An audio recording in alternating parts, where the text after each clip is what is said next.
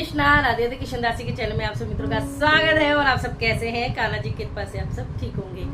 तो चल रहा है सावन, चारों तरफ छाई है हरियाली और सब पूछ रहे हैं कि लड्डू गोपाल की सेवा कैसे करें। अधिक मास शुरू होने वाला है तो उसमें क्या करें, संपूर्ण जानकारी, ठीक है, आसान वे में, ठीक है। तो पहले तो चल रहा है सावन, तो सावन का महीना है, बारिश का महीना, हरियाली हरियाली चारों तरफ छाई हुई है। तो आपको क्या करना है, हरियाली चाहिए तो हरी हरी चूड़ियां पहननी है ना। लड्डू गोपाल के बारे में पूछ रहे तो लड्डू गोपाल को भी देखो, सावन है तो जब हम हरा पहन सकते हैं तो प्रभु को भी हरा पहनाएंगे। हरी ड्रेस जितनी हो सके, क्योंकि आपके बार पड़ रहे हैं 2 सावन, 2 महीने, 31 अगस्त तक सावन चलेगा, 2 महीने पड़ रहे हैं। 18 जुलाई से अधिक मास शुरू हो जाएगा, इसको पुरुषोत्तम मास भी कहते हैं, ठीक है। कई तरह के बोलते हैं सब इसको। तो पहले तो सावन में हमें क्या करना है, सावन में हमें भगवान जी को जैसे हम सेवा करते हैं, सेवा सेम वैसी ही करनी है, कोई ज्यादा फर्क नहीं है। हाँ, कपड़ों का फर्क है, हरी ड्रेस बनाइए, उनके पास खुशबू वाली चीजें रखिए, फूल रख सकते हैं, हरियाली, हरे हरे पत्ते तोड़ के धो के रख सकते हैं, जिससे हर तरफ ठंडक सी रहे और खूब उनमें खुशबू आए।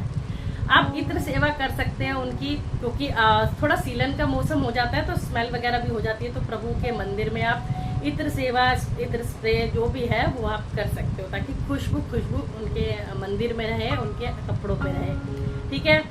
सावन है, बारिश है, तो गर्मा गर्म पकोड़े जरूर बनते हैं, मतलब ऐसी घेवर बनता है। ये जो स्पेशल चीजें हैं, घेवर वगैरह, ये जरूर से भोग लगता है, भोग लगाइए। मिठाइयों का भोग लगा सकते हो। अगर आपके घर कोई भी गर्म चीजें बन रही है, क्योंकि बारिशें होती हैं, तो आप पकोड़े का भी भोग लगा सकते हो।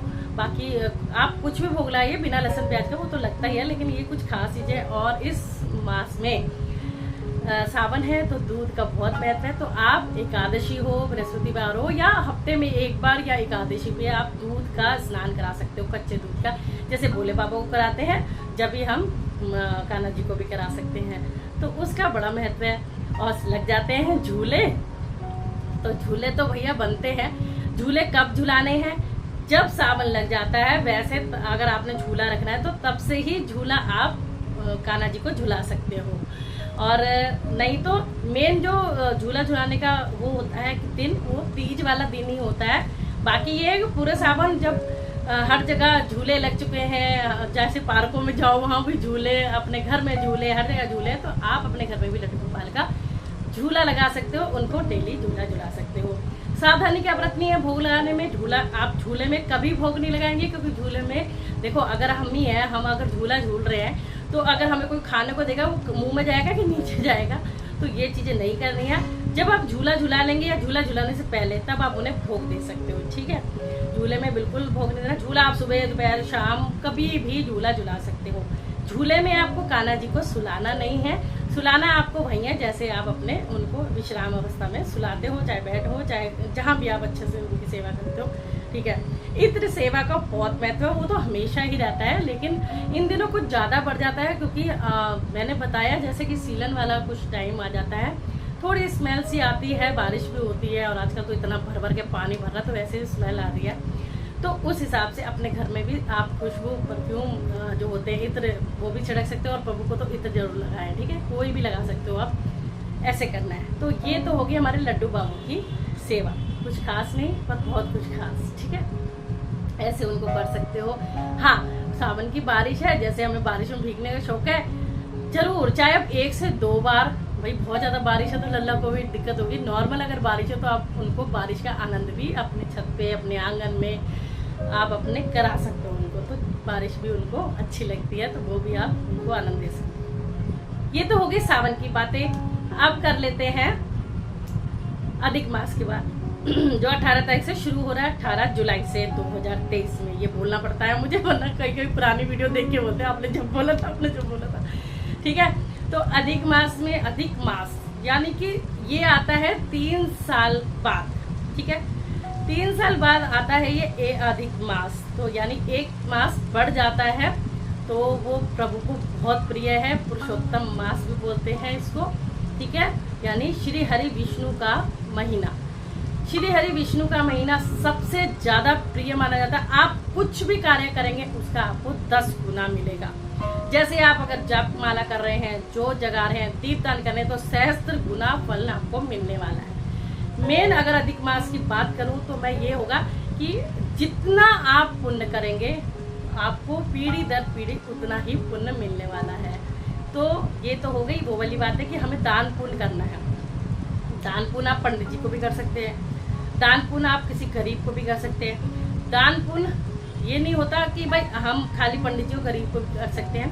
दान पुण्य का मतलब है जैसे हम महिलाएं हैं या कोई बच्चे हैं, आप उसमें भी अपनी कोई चीज़ें आप गेट कर सकते हैं कि हमने 11, 108, 21 ऐसी कुछ चीज़ें बांटनी है, तब आप सब चीज़ें वितरण कर सकते हो। चाहे श्रृंगार का सामान हो, चाहे फल सब्जी हो, चाहे एनी आइटम, कोई भी आइटम आप चुन सकते हो। ठीक है।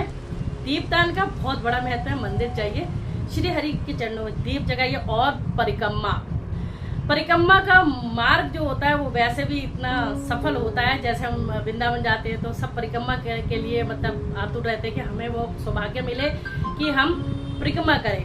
तो जो परिक्रमा है उसका बहुत महत्व होता है। अगर आप मंदिर जाते हैं तो मंदिर में भी जरूर से आप 108 परिक्रमा तो करिए। चाहे ओम नमो भगवते वासुदेवाय श्री हरि विष्णु भगवान की परिक्रमा लगा सकते हैं, या श्रीमन नारायण नारायण, इस तरह से आप कर सकते हैं। 108 नहीं कर पा रहे तो आप 11, 21 इस तरह से कर दीजिए। वो भी नहीं कर पा रहे तो श्री हरि की 4 परिक्रमा मानी गई है, विष्णु भगवान की 4 परिक्रमा मेन होती है, आप वो कर सकते हैं। ठीक है। तो हमेशा लक्ष्मी नारायण जी प्रणाम करती हूँ, ऐसे बोलिए लक्ष्मी नारायण जी आपको मैं प्रणाम करती हूँ। लक्ष्मी माता सहित आप हमारे घर में निवास करो हमेशा। जैसे हर कोई अभी आप सभी देवी देवता को देख लीजिए, लक्ष्मी नारायण, गौरी शंकर, राधा कृष्ण, तो हर कोई अपनी पत्नियों को आगे रखता है। ठीक है। लेकिन उस हिसाब से तो पहले हम पत्नी से भी आग्रह करेंगे भी या लक्ष्मी माता विष्णु भगवान सहित हमारे घर में निवास करो। इस तरह से प्रार्थना कर सकते हो आप। और हर किसी को अपनी चाह होती है कि हमारे पास धन माया हो, ये हो वो हो, इसलिए आप लक्ष्मी जी का जाप भी कर सकते हो। कमलगट्टे की माला पे जाप कर सकते हो। ओम श्री आय नमः भी बोल सकते हो, महालक्ष्मी नमः भी बोल सकते हो। शंख होता है जो दक्षिणावर्ती शंख होता है, उसकी भी आप पूजा कर सकते हो। धूप बत्ती जो भी है, फूल वगैरह धूप बत्ती जगाइए और उसकी पूजा कर सकते हो। लक्ष्मी जी के चरणों में रख सकते हो। तो ये महीना काफ़ी फल देने वाला है। मतलब जितना आप अगर कहते ना 1 दोगे तो आपको 1 करोड़ मिलेगा, वो वाला हाल है। तो अब आपको मेरी बातें समझ में आ गई होंगी। अधिक मास में हमें क्या करना है, पुरुषोत्तम मास में हमें क्या करना है, बात एक ही है। ठीक है। और श्री हरि विष्णु को तुलसी जी अति प्रिय है, तो डेली अगर हो सके तुलसी पत्ता जरूर से उनके चरणों में रखिए, मंजरी सहित रखिए, तो आपको अनंत गुना फल मिलने वाला है। और तुलसी जी में दीपक सुबह शाम जरूर से जगाइए और परिक्रमा कीजिए। कभी भी हमें गलत धारणा किसी के प्रति नहीं रखनी है, ना गलत धारणा रखनी है, ना गलत मन में विचार रखने हैं, ना द्वेष रखना, ना जलन रखनी है। मैंने कहा ना, आप जो रखोगे आपको 10 गुना उसका डबल करके मिलेगा, इसलिए पहले ही सचेत कर रही हूँ, ये सब चीजें नहीं रखना। ठीक है। और बस भजन कीर्तन में ये महीना गुजारिए। सब कुछ जो आप करोगे ना, आप भगवान जी को अगर भोग लगा रहे हो, भगवान जी की सेवा कर रहे हो, भोले बाबा की सेवा कर रहे हो, वो सब श्री हरि विष्णु भगवान को समर्पित होगा। क्योंकि भोले बाबा भी जब भी प्रसन्न होते हैं जब हम राम राम और श्याम श्याम नाम जपते हैं। ठीक है। तो मैं भी भोले बाबा के सामने जय श्री राम जरूर बोलती हूँ, तो मैं आपको कहूँगी आप भी जरूर से बोलिए। तो ये कुछ बातें थी जो मैंने आपको बताई। अच्छी लगी हो तो लाइक शेयर और कमेंट जरूर से करना। राधे राधे सभी को, हैप्पी सावन।